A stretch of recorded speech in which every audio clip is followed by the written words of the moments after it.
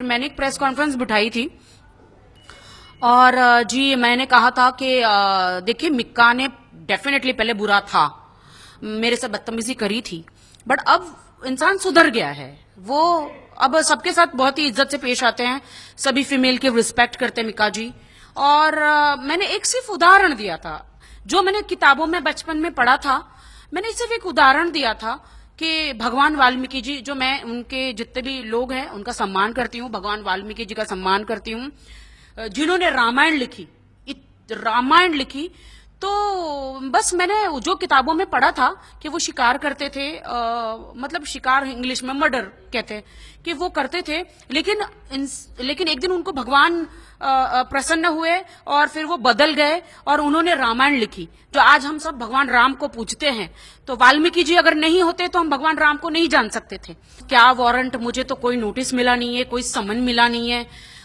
मैंने भी आज सुबह उठ के न्यूज पढ़ी है, मुझे मीडिया वालों ने बताया कि आपको अरेस्ट करने के लिए आ रहे हैं। मैं शॉक हो गई, बोली क्यों आ रहे हैं?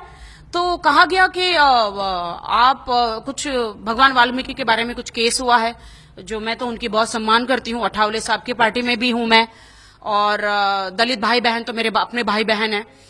तो मुझे इस क्यों टारगेट किया जा रहा मुझे खुद नहीं पता है। अगर आप अरेस्ट करने किसी को आते हैं तो पहले समन तो भेजना चाहिए या फिर नोटिस भेजना चाहिए, तो हम हमारे वकील करते हैं। मुझे तो कुछ पता भी नहीं है इन सब चीजों में, मैं तो इनोसेंट, क्योंकि हम लोग फिल्म इंडस्ट्री में है तो इजी टारगेट कर रहे हैं। भाई मैं राखी सावंत हूं, मैं सलमान खान नहीं हूं, मुझ पे केस करने से आपको कुछ भी नहीं मिलेगा। मैंने पुलिस स्टेशन में फोन किया, मैंने कहा कोई वारंट है तो सर मुझे आप कुछ बताइए, या कुछ नोटिस है तो मुझे बताइए। तो उन्होंने बोला ऐसा तो मैं तो रात को ड्यूटी करके आया हूं, ऐसा कुछ भी नहीं है। फिर भी अगर आपके चैनल के द्वारा, ANI चैनल के द्वारा अगर मैंने वाल्मीकि भाई बहनों को ठेस पहुंचाई है तो मैं बहुत ही शर्मिंदा हूं और मैं माफी मांगती हूं। मेरा इरादा बुरा नहीं था, मैं खुद वाल्मीकि भगवान को बहुत इज्जत देती हूँ, रिस्पेक्ट करती हूँ। अगर वो नहीं होते तो आज रामायण नहीं होती।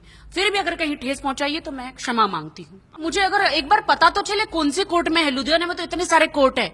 अगर मेरे खिलाफ कहीं से भी कंप्लेंट है तो मुझे एक कोई पर्चा हो या कुछ तो पता चले मुझे, तो मैं एटलीस्ट अब कोई वकील अरेंज करूं और कुछ बेल वेल का इंतजाम करूं। मुझे पता भी नहीं है कुछ भी, कोई नोटिस भी नहीं है, कोई कागज नहीं है। ऐसा हमारा देश का कानून ऐसा है कि किसी को बताए बगैर पुलिस वहां से निकल जाती है और अरेस्ट कर लेते हैं।